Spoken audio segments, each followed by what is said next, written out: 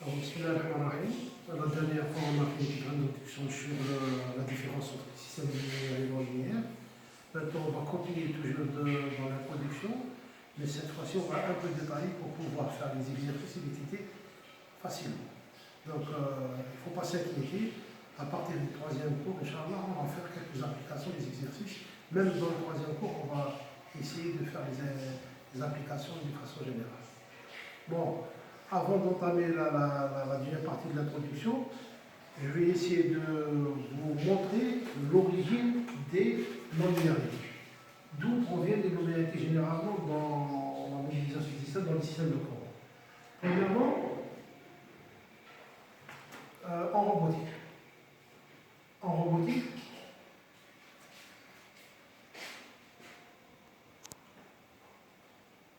on est obligé de faire parfois les transformations de coordonnées. Parce que comme vous le savez, un robot il est constitué par plusieurs articulations. Quand on veut transformer les coordonnées d'un point par rapport à un autre repère, d'un repère à un autre, on fait des transformations. On passe par des matrices de transformation. Donc ces matrices de transformation sont en fonction des sinus et des cosinus. D'où ça provient déjà les non-linéarités. Dans les moteurs, par exemple. Dans les moteurs, parfois, il y a des non-linéarités, des fonctions de saturation.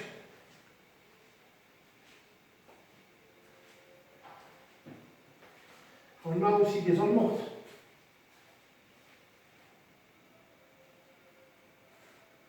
On a les cycles d'hystérésis.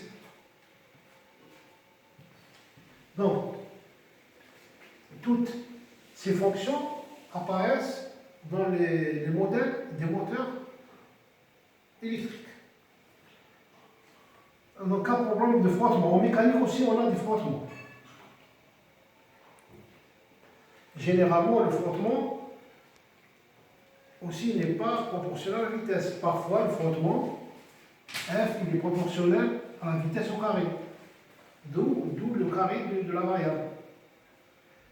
Bon, aussi on a des caractéristiques non linéaires des dispositifs électroniques.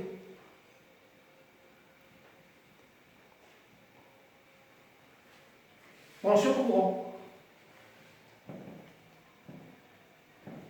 Comme vous le savez, la caractéristique dans une résistance, c'est une caractéristique linéaire. Mais par exemple, dans une diode tunnel, ce n'est pas une caractéristique linéaire. D'où la tension est exprimée des fonctions non linéaires par rapport au courant. Donc, aussi, par exemple, les carrés des variables. Les carrés des variables, on peut le voir par exemple dans les forces électrostatiques. Dans les forces électrostatiques ou les forces de gravitation. Comme vous le savez, on a un carré dans le dénominateur. Ici aussi, on a le carré de la distance au dénominateur.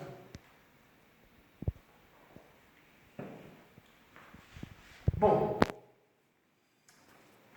Les non-linéarités proviennent généralement des modèles, certes, mais parfois on les fait rentrer volontairement dans le système de commande. Comme vous le savez, quand on a une structure, on a le contrôle et le système. Système et le contrôle. Parfois, on est obligé de faire rentrer ici les non-linéarités. Par exemple, un réfrigérateur, on intègre un relais, tout ou rien, dans le réfrigérateur, dans le système de commande. Mais le modèle lui-même, du moteur, il est linéaire. Bon, ça c'est une caractéristique. Deuxième chose, les lois de la physique s'appliquent. Normalement, lois de la physique s'appliquent les mêmes, c'est les mêmes. Donc les lois de Newton, les lois de Kirchhoff, donc toutes les lois de l'hydraulique, tout ça s'applique normalement. Bon, en mathématiques,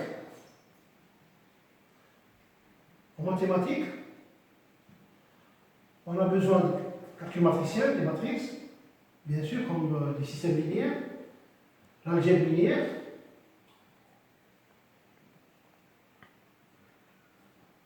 et surtout dans les systèmes non linéaires,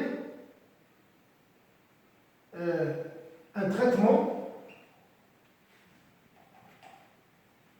rigoureux doit être appliqué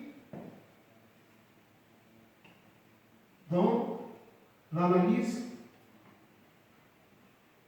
des systèmes non linéaires.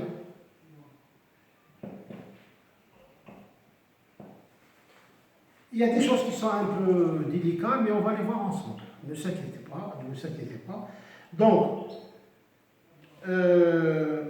la stabilité.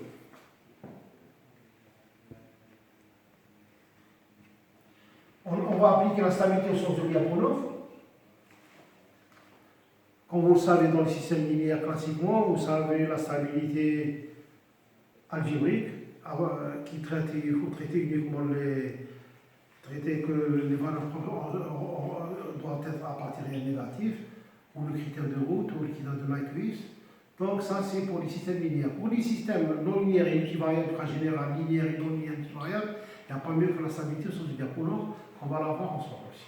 Donc il faut avoir un bagage, un background de la stabilité au sens du Lyapunov. Bon, le principe de superposition.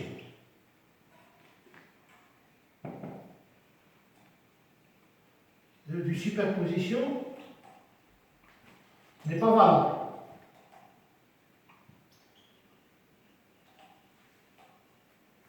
Pour les systèmes non linéaires. Pour les systèmes linéaires, on peut superposer, par exemple, si vous avez la sortie d'une entrée, et vous avez la sortie, une deuxième sortie pour une deuxième entrée, si on applique la somme des deux, on peut avoir la somme des deux sorties. Par exemple, pour les systèmes linéaires, si on applique par exemple E1, on va avoir S1. Si on applique E2, on aura S2. Si on applique E1 plus E2, en principe, on va avoir S1 plus S2. Pour les systèmes non linéaires, ça ne s'applique pas. Ça, il s'appelle théorème de superposition. Donc, ça, c'est d'une grande importance. D'accord? Il y a autre chose. Autre chose, pour les systèmes linéaires, si on excite un système linéaire par une fonction sinusoïdale, si on excite un système linéaire par une fonction sinusoïdale, par exemple, E de t égale A sinus oméga t, à la sortie, on va avoir S de t, une sortie qui est égale B, par exemple, sinus de oméga t plus phi. Ça, c'est pour les systèmes linéaires. Pour les systèmes non linéaires, ce n'est pas toujours le cas. Si on excite avec un système, avec une entrée E de t est égale à sinus oméga t, à la sortie, on aura S de t égale B sinus, par exemple, 2 fois oméga t plus phi, ou 3 fois oméga, ou 4 fois oméga. C'est l'harmonique multipliée, c'est des multiples de l'harmonique, ou les sous-multiples de l'harmonique, ou, par exemple, oméga sur 2, oméga sur 3, etc. Parfois, même la somme des sous-harmoniques. Donc, il donne quelque chose d'un peu de particulier par rapport au système linéaire. Bon. Aussi, avant d'entamer les exercices et avant de voir les choses, il faut bien voir les particularités, les choses qui différencient les systèmes non linéaires des systèmes linéaires. Bon. Pour les systèmes linéaires, les propriétés sont déduites de la connaissance complète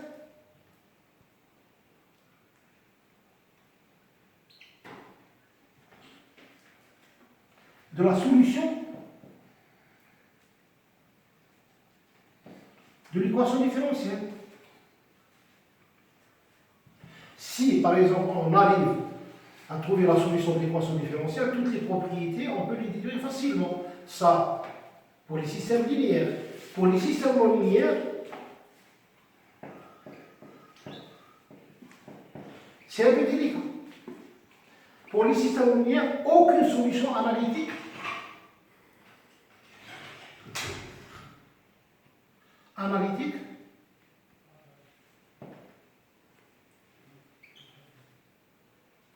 connue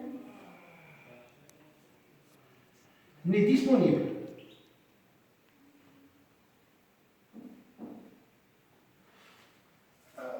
On n'a pas une philosophie, une politique générale pour trouver les solutions des équations différentielles non linéaires. Sauf dans de très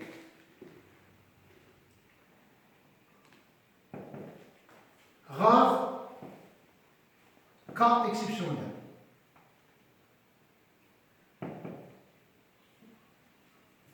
Qu'on va aller voir par la suite. Il y a des exemples très... Bon, pourquoi? Parce que l'existence globale et l'unicité de la solution des équations différentielles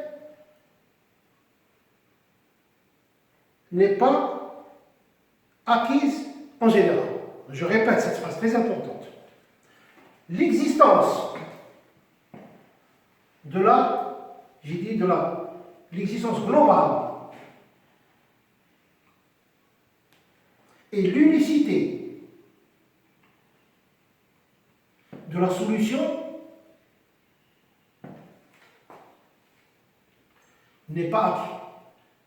Ne sont pas acquis.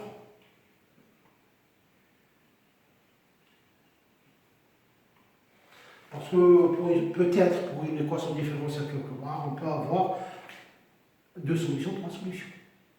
Ce n'est pas le cas pour les systèmes linéaires. Pour les systèmes linéaires, on peut déduire qu'on a une seule solution unique et l'existence aussi, parfois l'existence. Donc il y a des théorèmes mathématiques bien avancés pour vérifier l'unicité et l'existence des solutions des équations différentielles. Donc pour la contrôlabilité et l'observabilité, la contrôlabilité et l'observabilité, comme vous le savez pour les systèmes linéaires, un simple test de rang peut déduire si le système est contrôlable ou s'il n'est pas contrôlable, même observable ou non observable. Là, pour les systèmes linéaires, vous savez très bien, on doit déduire la matrice d'observabilité et la matrice de contrôlabilité pour les systèmes linéaires. Pour les systèmes linéaires, c'est totalement autre chose, on va la voir. Il faut essayer de faire un traitement mathématique un peu avancé, un peu différent par rapport aux systèmes linéaires. Et merci de votre attention.